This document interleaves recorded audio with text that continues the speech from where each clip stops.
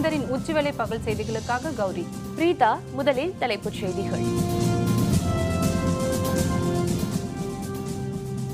அதிமுக இரு அணிகளும் இன்று பிற்பகலில் பேச்சு. தலைமை அலுவலகத்திலிருந்து சசிகலா பேனர்கள் அகற்றப்பட்டன.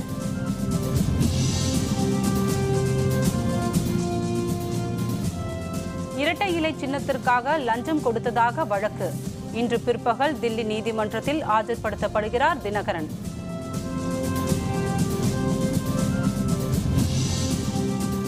தினகரனுக்கும் தங்களுக்கும் சம்பந்தமில்லை என அமைச்சர் சி.வி. சண்முகம் தகவல். தன் மீதான வழக்கை தினகரனே சந்திப்பார் என பேட்டி.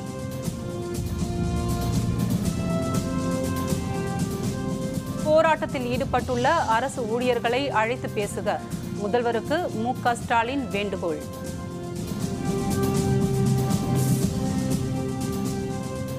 தில்லி மாநகராட்சி தேர்தல் வாக்கு எண்ணிக்கை.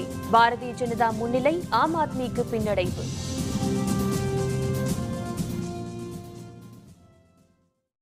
அதிமுக இரு அணிகளும் இணைப்பு பற்றிய பேச்சுவார்த்தை இன்று பிற்பகலில் நடைபெற உள்ளது. இதில் இரு அணிகளையும் சேர்ந்த 7 பேர் குழுவினர் பங்கேற்க உள்ளனர். முன்னாள் முதல்வர் ஜெயலலிதா மறைவுக்கு பிறகு அதிமுக இரு அணிகளாக பிரிந்து செயல்பட்டு வருகிறது. இந்நிலையில் ரத்து செய்யப்பட்ட ஆர்கே நகர் இடைத்தேர்தலில் அதிமுகவின் தேர்தல் சின்னமான இரட்டை இலை முடக்கப்பட்டது. பன்னீர்செல்வம் அணிக்கு இரட்டை மின்கம்பம் சின்னமும், சசிகலா அணிக்கு தொப்பி சின்னமும் ஒதுக்கப்பட்டது. இதனிடையே அமைச்சர் விஜயபாஸ்கர் வீட்டில் நடைபெற்ற வருமான வரி சோதனையில் ஆர்கே நகர் இடைத்தேர்தல் பிரச்சாரத்தின் பொழுது வாக்காளர்களுக்கு 89 கோடி ரூபாய் அளவுக்கு பண விநியோகம் செய்யப்பட்டது பற்றிய ஆவணங்கள் கைப்பற்றப்பட்டன. இதனையடுத்து ஆர்கே நகர் இடைத்தேர்தலை தேர்தல் ஆணையம் ரத்து செய்தது. உள்ளாட்சி தேர்தலை சந்திக்கும் வகையில் இரட்டை இலை சின்னத்தை மீட்கும் முயற்சியாக இரு அணிகள் இணைவது குறித்து எதிர்பார்ப்புகள் எழுந்தன. பேச்சுவார்த்தைக்கு பன்னீர்செல்வம், முதல்வர் பழனிசாமி இரு அணி தரப்பிலும் தலா 7 பேர் கொண்ட குழுக்கள் அமைக்கப்பட்டன. ஜெயலலிதா மரணத்துக்கு நீதி விசாரணை, சசிகலா குடும்பத்தை கட்சியிலிருந்து ஒதுக்கி வைத்தால் மட்டுமே பேச்சுவார்த்தை என பன்னீர்செல்வம் தரப்பில் நிபந்தனைகள் விதிக்கப்பட்டன. கட்சியிலிருந்து தான் ஒதுங்கிக் கொள்ள தயார் என தினகரன் அறிவித்தார். இந்நிலையில் இரட்டை இலை சின்னத்தை பெற தேர்தல் ஆணையத்திற்கு 50 கோடி ரூபாய் லஞ்சம் தர முனைந்த வழக்கில் தினகரன் நேற்று கைது செய்யப்பட்டுள்ளார். பேச்சுவார்த்தைக்கு மற்றொரு நிபந்தனை போல அதிமுக தலைமை அலுவலகத்திலிருந்து சசிகலா பேனர்களை அகற்ற வேண்டும் என மதுசூதனன் அறிக்கை விடுத்திருந்தார். இந்நிலையில் இன்று காலை அதிமுக தலைமை அலுவலகத்தில் இருந்த சசிகலா பேனர்கள் அகற்றப்பட்டன. இதனிடையே இரு அணி தலைவர்கள் சார்பில் நேற்று நள்ளிரவு தனியார் விடுதியில் ரகசிய பேச்சுவார்த்தை நடைபெற்றதாக கூறப்படுகிறது. இதனையடுத்து இரு அணிகள் இணைப்பு பற்றிய பேச்சுவார்த்தை அதிமுக தலைமை அலுவலகத்தில் இன்று பிற்பகல் நடைபெற உள்ளதாக தகவல் வெளியாகியுள்ளது. இதில் இரு அணிகள் சார்பாக நியமிக்கப்பட்டுள்ள 7 பேர் கொண்ட குழுவினர் பேச்சுவார்த்தையில் பங்கேற்க உள்ளனர்.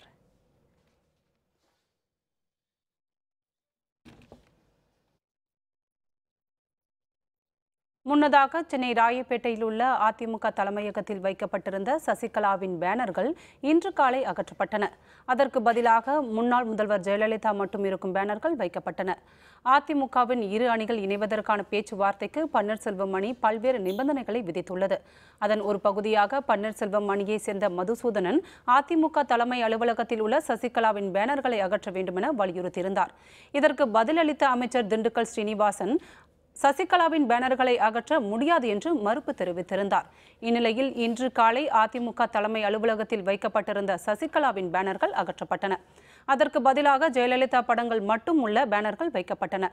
இரு அணிகள் பேச்சுவார்த்தைக்கு இடையூறு இல்லாத வகையில் பன்னீர்செல்வம் அணியின் கோரிக்கையை ஏற்று சசிகலாவின் பேனர்கள் அகற்றப்பட்டுள்ளதாக தெரியவந்துள்ளது. அதிமுக தலைமை அலுவலகத்திலிருந்து சசிகலா பேனர்கள் அகற்றப்பட்டது மகிழ்ச்சி அளிப்பதாக பன்னீர்செல்வம் அணியை சேர்ந்த முன்னாள் அமைச்சர் கே.பி. முனுசாமி தெரிவித்துள்ளார். அதிமுக புரட்சி தலைவி அம்மா அணி நிர்வாகிகளுடன் பன்னீர்செல்வம் இன்று ஆலோசனை நடத்தினார்.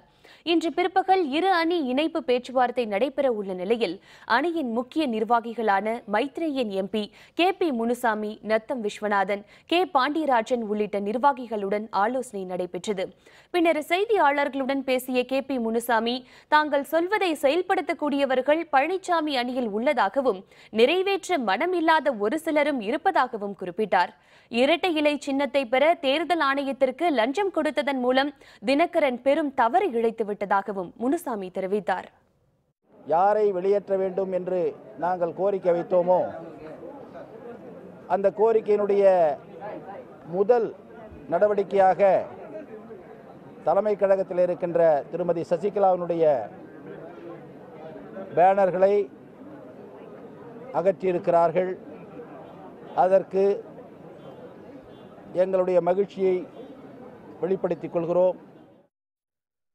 ஏற்கனவே எடுக்கப்பட்ட முடிவின்படியே அதிமுக தலைமை அலுவலகத்திலிருந்து சசிகலா பேனர்கள் அகற்றப்பட்டதாகவும் பன்னீர்செல்வம் அணி நிர்பந்தத்தினால் அல்ல என்றும் அமைச்சர் சி.வி. சண்முகம் தெரிவித்துள்ளார்.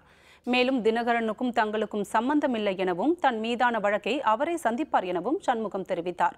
சென்னை கிரீன்வே சாலையில் உள்ள தனது இல்லத்தில் செய்தியாளர்களுடன் பேசிய சண்முகம், இன்று நல்ல நாள் என்பதால் இரு அணிகள் இணைப்பு குறித்து பேச்சுவார்த்தை நடைபெற உள்ளதாக தெரிவித்தார்.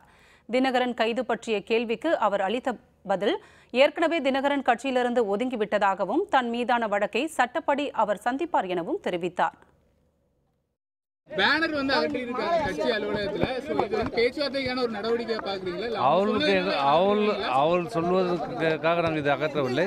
நாங்கள் ஏற்கனவே எடுத்த முடிவுப்படி அதே இந்த பேனர் எடுத்திருக்கிறோம், அவ்வளவுதான். இது எங்களுடைய சுய முடிவு. சார், கழக துணை பொதுச் செயலாளர் இப்போ கைது செய்யப்பட்டிருக்காரு டெல்லி போலீசாரால. அவர்களுக்கு எங்களுக்கு இப்போ நாங்கள் எங்களுக்கு சம்பந்தமில்லை என்று நாங்கள் ஏற்கனவே சொல்லிவிட்டோம். அவரும் ஒதுங்கி விட்டதாக சொல்லிவிட்டார். அவர் மீது இந்த வழக்கை அவர் சட்டப்படி சந்திப்பார்.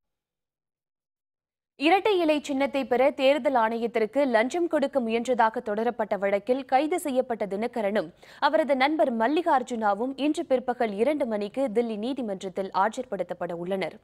இரட்டை இலை சின்னம் பெற இடைத்தரகர் சுகேஷ் சந்திராவுக்கு லஞ்சம் கொடுத்ததாக தொடரப்பட்ட வழக்கில் டிடிவி தினகரனிடம் கடந்த 4 நாட்களாக மொத்தம் 37 மணி நேரம் தில்லி குற்றப்பிரிவு காவல்துறையினர் விசாரணை நடத்தினர்.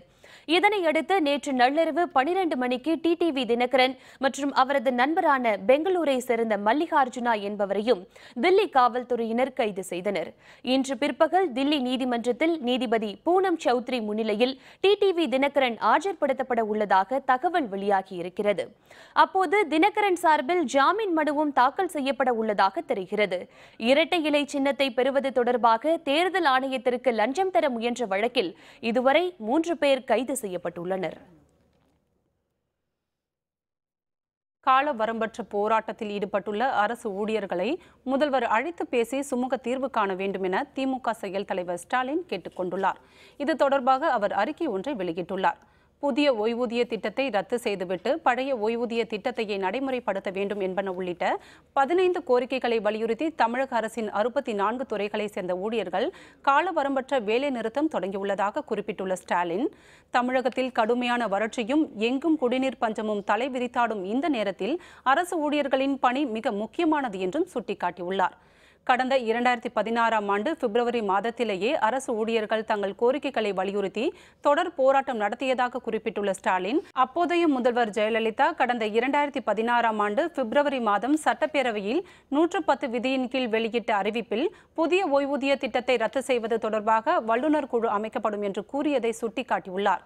முதல்வர் பழனிசாமி அரசு ஊழியர்களை உடனடியாக அழைத்து பேசி அவர்களுக்காக ஏற்கனவே வெளியிடப்பட்ட 110 அறிவிப்பை நிறைவேற்றுவதுடன் அரசு ஊழியர்களின் புதிய கோரிக்கைகளையும் நிறைவேற்ற வேண்டும் என்று வலியுறுத்தி கேட்டுக் கொண்டுள்ளார்.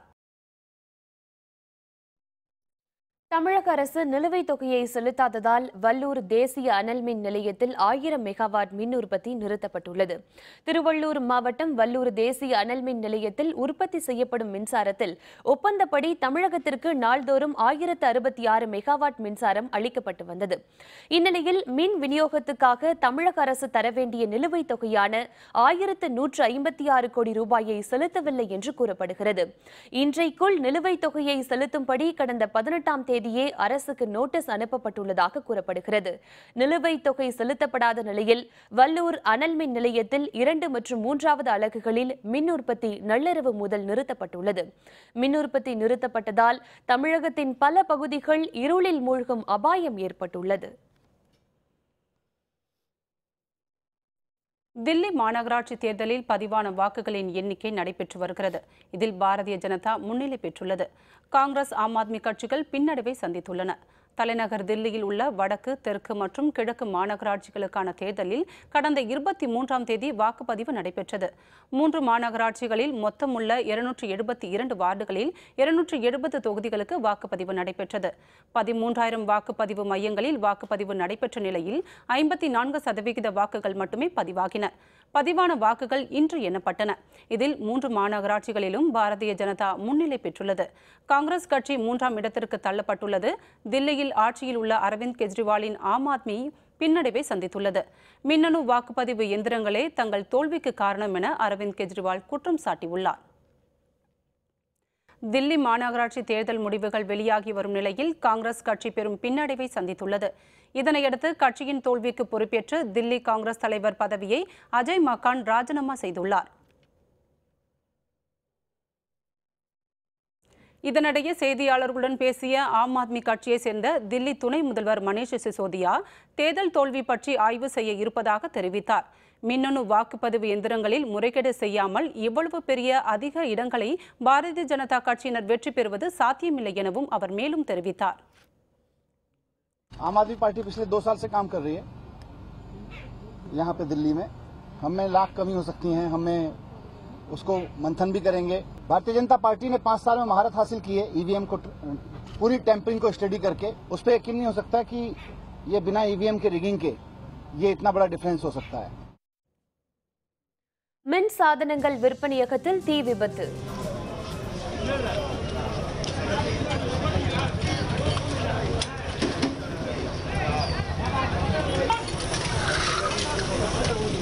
கோடிக்கணக்கான ரூபாய் மதிப்பிலான பொருட்கள் எரிந்து நாசம். விவரம் விளம்பர இடைவேளைக்கு பிறகு.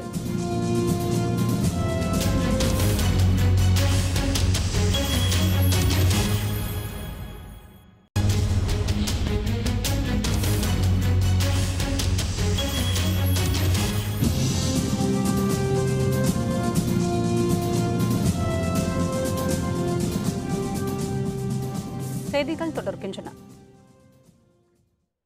தமிழகம் முழுவதும் பல்வேறு கோரிக்கைகளை வலியுறுத்தி அரசு ஊழியர்கள் 2வது நாளாக போராட்டம் நடத்தி வருவதால் அரசு அலுவலகங்களில் பணிகள் முடங்கியுள்ளன. மத்திய அரசு ஊழியர்களுக்கு இணையான வீட்டு வாடகைப்படி, கல்வி மற்றும் போக்குவரத்து படிகளை வழங்க வேண்டும் என்பன உள்ளிட்ட கோரிக்கைகளை வலியுறுத்தி தமிழகம் முழுவதும் அரசு ஊழியர்கள் காலவரம்பற்ற வேலைநிறுத்த போராட்டத்தில் ஈடுபட்டு வருகின்றனர். திருநெல்வேலி மாவட்டத்தில் உள்ள திருநெல்வேலி, பாளையங்கோட்டை, தென்காசி, சங்கரன் கோவில் உள்ளிட்ட 15 தாலுகா அலுவலகங்கள் முன்பும் கோரிக்கைகளை வலியுறுத்தி அரசு ஊழியர்கள் ஆர்ப்பாட்டத்தில் ஈடுபட்டனர். இதனால் அனைத்து அரசு அலுவலகங்களிலும் பணிகள் முடங்கியுள்ளன. புதிய பென்ஷன் திட்டத்தை ரத்து செய்ய வேண்டும், 20% இடைக்கால நிவாரணம் வழங்க வேண்டும், வரையறுக்கப்படாத ஊதியம் வாங்கி கொண்டிருக்கக்கூடிய ஊழியர்களுடைய சம்பளத்தை வரையறுக்கப்பட்ட ஊதியமாக மாற்ற வேண்டும் என்ற கோரிக்கைகளை வலியுறுத்தி இன்றைக்கு 2வது நாளாக தமிழகம் முழுவதும் வேலைநிறுத்த போராட்டம் நடந்து கொண்டிருக்கிறது. இதை தமிழ்நாடு அரசு ஊழியர் சங்கம் வன்மையாக கண்டனம் செய்கிறது. தமிழகம் முழுவதும் மருத்துவ முதுநிலை பட்டப்படிப்பில் வழங்கப்பட்ட ஒதுக்கீடு ரத்து செய்யப்பட்டதற்கு கண்டனம் தெரிவித்து அரசு மருத்துவர்கள் இன்று 6வது நாளாக போராட்டம் நடத்தி வருகின்றனர். சிவகங்கையில் நடைபெற்ற போராட்டத்தின் பொழுது அரண்மனை வாசலில் இருந்து மாபெரும் பேரணி மற்றும் மனித சங்கிலி போராட்டம் நடத்தப்பட்டது. போராட்டத்தில் ஆரம்ப சுகாதார நிலைய மருத்துவர்கள், அரசு மருத்துவக் கல்லூரி மருத்துவமனை மருத்துவர்கள் மற்றும் மருத்துவ மாணவர்கள் பங்கேற்றனர். மருத்துவர்களுக்கு வழங்கப்பட்டு வந்த 50% ஒதுக்கீட்டை மருத்துவ முதுநிலை படிப்புகளில் மீண்டும் கொண்டுவர வேண்டும் என்பதை வலியுறுத்தி முழக்கங்கள் எழுப்பப்பட்டன. அரசு மருத்துவ கல்லூரி, மருத்துவமனை, அரசு ஆரம்ப சுகாதாரத்தில் படிக்கும் அனைத்து மருத்துவர்களும் பட்ட மேற்படிப்பு படிப்பதற்கு 50% விழுக்காடு ரிசர்வேஷன் கோட்டா இருந்தது. அதை கடந்த 30 ஆண்டுகளாக இருந்ததை இந்த ஆண்டு 50% விழுக்காடை எடுத்துவிட்டு ஓப்பனாக கொண்டு வந்து விட்டார்கள். அதை நாங்கள் தடுப்பதற்காக எங்களுடைய அறப்பள்ளி போராட்டத்தை கடந்த 6 நாட்களாக நடத்தி கொண்டுள்ளோம். சென்னை சிறுவர் சீர்திருத்த பள்ளியிலிருந்து தப்பிய 4 சிறுமிகளை காவல்துறையினர் தேடி வருகின்றனர். சென்னை புரசைவாக்கத்தில் உள்ள சிறுவர் சீர்திருத்த பள்ளியிலிருந்து சிறுவர்கள் தப்பியோடும் சம்பவங்கள் அடிக்கடி நடைபெற்று வருகின்றன. சில மாதங்களுக்கு முன்னர் இங்கிருந்து தப்பிச் சென்ற 11 சிறுவர்கள் பின்னர் பிடிக்கப்பட்டனர். அதேபோன்று இன்று காலை 4 மணிக்கு 13 முதல் 17 வயதிற்குட்பட்ட 4 சிறுமிகள் தப்பிச் சென்றுள்ளனர்.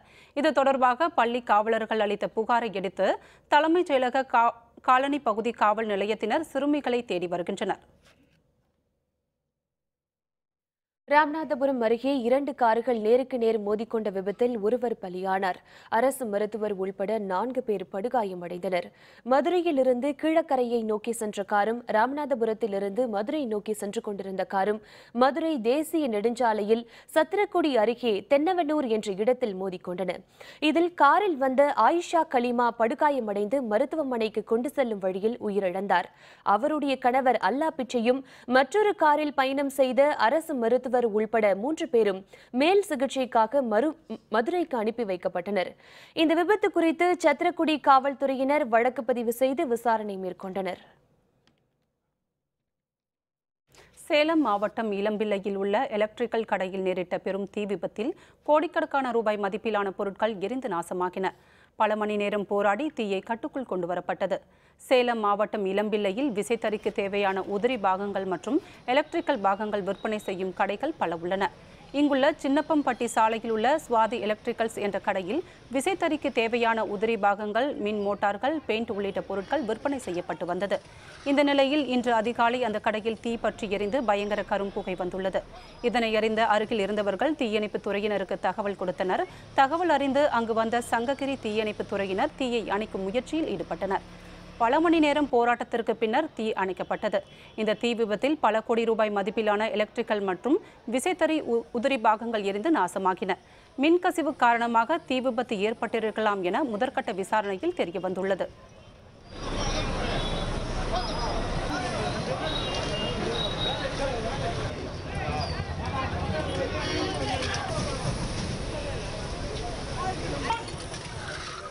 விடிகால் 4:30 மணிக்கு எல்லாருமே பார்த்துருக்காங்க தீ எரிஞ்சிருக்கு. சரி அமைக்கலான்ட்டு பக்கத்தில் இருக்கிறவங்க தண்ணி அதுன்னு வச்சுருக்காங்க, முடியல. அப்புறம் போலீஸு ஃபயர் சர்வீஸ் எல்லாம் வந்து இப்போ 1 மணி நேரம் மட்டும் அணைச்சிக்கிட்டு இருக்கிறாங்க, முடியல. பல கோடி ரூபா மதிப்பு இருக்குன்னு சொல்கிறாங்க. இன்னும் என்னன்னு தெரியல. தீ அணைச்சி பார்த்து அவங்க கடைக்காரர் கேட்டால் தான் தெரியும். புதுச்சேரியில் கல்லூரி மாணவர் ஒருவர் கல்லால் அடித்து கொலை செய்யப்பட்டார். இந்த கொலை சம்பவம் தொடர்பாக ஆரோவில் காவல்துறையினர் வழக்கு பதிவு செய்து விசாரணை மேற்கொண்டுள்ளனர். புதுச்சேரியை அடுத்த லாஸ்பேட்டை ஆனந்தா நகரை சேர்ந்த சுதாகர் காரைக்காலில் உள்ள அரசு தொழில்நுட்ப கல்லூரியில் 3ஆம் ஆண்டு பயின்று வந்தார். கல்லூரி விடுமுறையில் புதுச்சேரிக்கு வந்த அவர் தனது நண்பர்களுடன் வெளியே சென்றிருந்தார். இரவு நேரமாகியும் சுதாகர் வீடு திரும்பாததால் அதிர்ச்சியடைந்த பெற்றோர்கள் அவரை தேடி வந்தனர். இந்நிலையில் புதுச்சேரியை ஒட்டியுள்ள தமிழக பகுதியான நாவற்குளம் என்ற இடத்தில் சுதாகர் கல்லால் அடித்து படுகொலை செய்யப்பட்டு பலியானது தெரியவந்தது. இந்த கொலை சம்பவம் தொடர்பாக ஆரோவில் காவல்துறையினர் வழக்கு பதிவு செய்து விசாரணை மேற்கொண்டுள்ளனர்.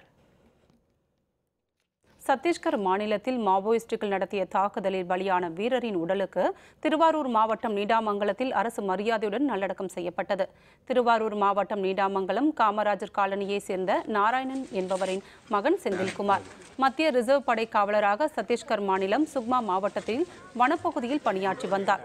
மாவோயிஸ்டுகள் நடத்திய தாக்குதலில் பலியான அவரது உடல் சொந்த ஊரான நீடாமங்கலத்திற்கு கொண்டு வரப்பட்டு மக்கள் அஞ்சலிக்கு வைக்கப்பட்டது. இன்று காலை 9 மணிக்கு அவரது உடல் ஊர்வலமாக எடுத்து செல்லப்பட்டு வெண்ணாற்றங்கரையில் அரசு மரியாதையுடன் 21 குண்டுகள் முழங்க நல்லடக்கம் செய்யப்பட்டது.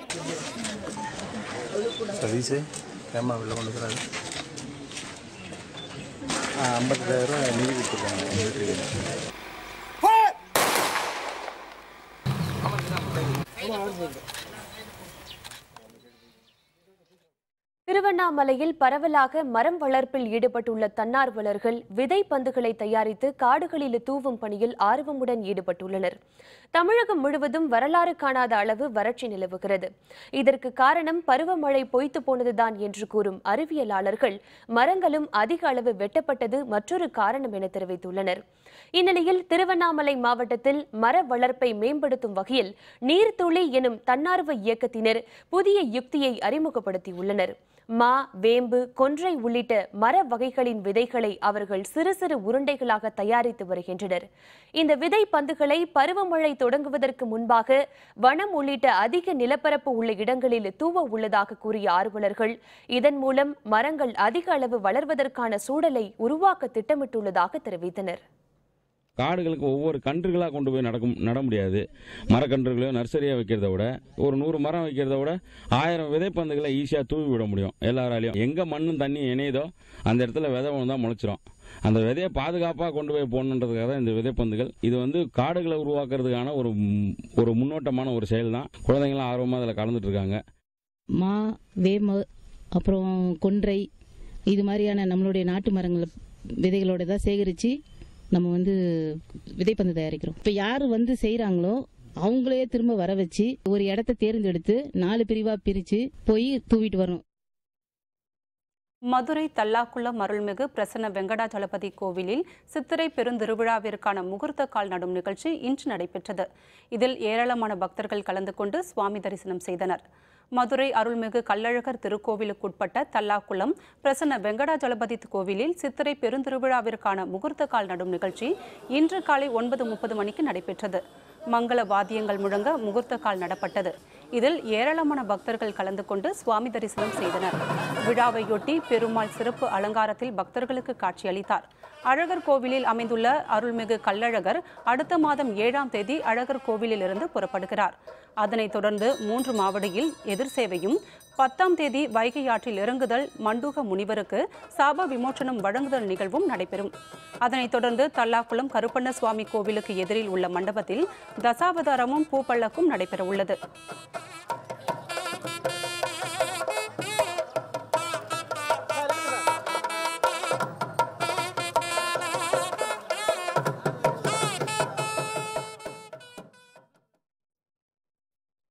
IPL கிரிக்கெட் தொடரில் இன்றைய போட்டி புனே கொல்கத்தா அணிகள் மோதல். விவரம் விளம்பர இடைவேளைக்கு பிறகு.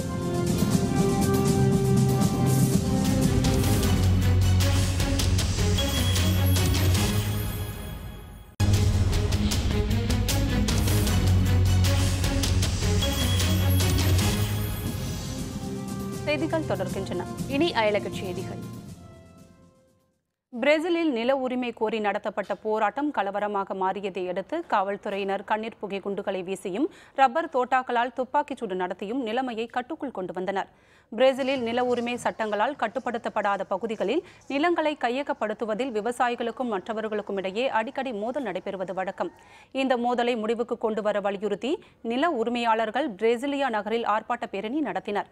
பேரணி ஒரு கட்டத்தில் கலவரமாக மாறியதை அடுத்து காவல்துறையினர் கண்ணீர் புகை குண்டுகளை வீசினர். ரப்பர் தோட்டாக்களால் துப்பாக்கிச்சூடு நடத்தியும் நிலைமையை கட்டுக்குள் கொண்டு வந்தனர். ஆசிய சாம்பியன்ஷிப் பேட்மிண்டன் போட்டியின் முதல் சுற்றில் ஜப்பான் வீராங்கனையிடம் தோல்வியடைந்த சாய்னா நேவால் போட்டியிலிருந்து வெளியேறினார். சீனாவில் உள்ள உகான் நகரில் நடைபெற்று வரும் ஆசிய சாம்பியன்ஷிப் பேட்மிண்டன் போட்டியின் மகளிர் ஒற்றையர் பிரிவு முதல் சுற்று போட்டிகளில் இந்தியாவின் சாய்னா நேவால் ஜப்பான் வீராங்கனையுடன் விளையாடினார். விறுவிறுப்பாக நடைபெற்ற போட்டியில் ஜப்பான் வீராங்கனை சயாகா சாட்டோவிடம் 21-19, 16-21, 18-21 என்ற நேர் செட்களில் சாய்னா தோல்வியடைந்தார்.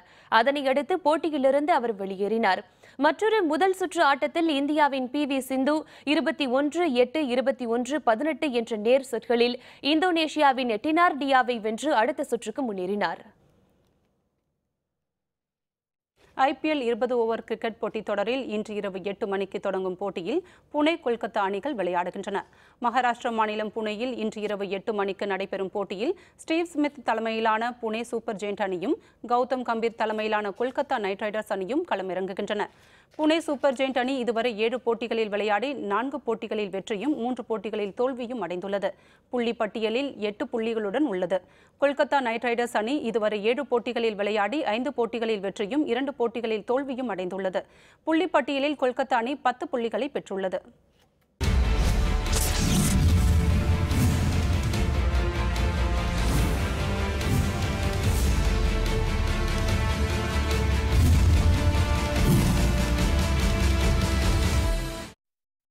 இந்திய பங்குச்சந்தை வரலாற்றில் முதன்முறையாக மும்பை பங்குச்சந்தை குறியீட்டு எண் சென்செக்ஸ் 30,080 புள்ளிகளை கடந்து சாதனை படைத்துள்ளது.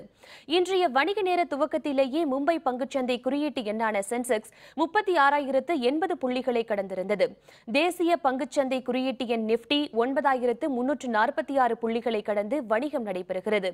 மும்பை பங்குச்சந்தை குறியீட்டு எண்ணை பொறுத்தவரை கடந்த 2015ஆம் ஆண்டு மார்ச் மாதம் 4ஆம் தேதி 30,024 புள்ளி இருந்ததே அதிகபட்ச சாதனையாக கருதப்பட்டது. தற்பொழுது அந்த சாதனை முறியடிக்கப்பட்டுள்ளது. மீண்டும் தலைப்புச் செய்திகள். அதிமுக இரு அணிகளும் இன்று பிற்பகலில் பேச்சு. தலைமை அலுவலகத்திலிருந்து சசிகலா பேனர்கள் அகற்றப்பட்டன. இரட்டை இலை சின்னத்துக்காக லஞ்சம் கொடுத்ததாக வழக்கு. இன்று பிற்பகல் தில்லி நீதிமன்றத்தில் ஆஜர்படுத்தப்படுகிறார் தினகரன். தினகரனுக்கும் தங்களுக்கும் சம்பந்தமில்லை என அமைச்சர் சி.வி. சண்முகம் தகவல். தன் மீதான வழக்கை தினகரனை சந்திப்பார் என பேட்டி. போராட்டத்தில் ஈடுபட்டுள்ள அரசு ஊழியர்களை அழைத்து பேசுக, முதல்வருக்கு மு.க. ஸ்டாலின் வேண்டுகோள். தில்லி மாநகராட்சி தேர்தல் வாக்கு எண்ணிக்கை. பாரதிய ஜனதா முன்னிலை, ஆம் ஆத்மிக்கு பின்னடைவு. இத்துடன் வேந்தரின் நூற்றி வேளை பகல் செய்திகள் நிறைவடைந்தன. மீண்டும் மாலை 6 மணிக்கு வேந்தரின் அந்திமாலை குறுஞ்செய்திகளில் சந்திப்போம். வணக்கம்.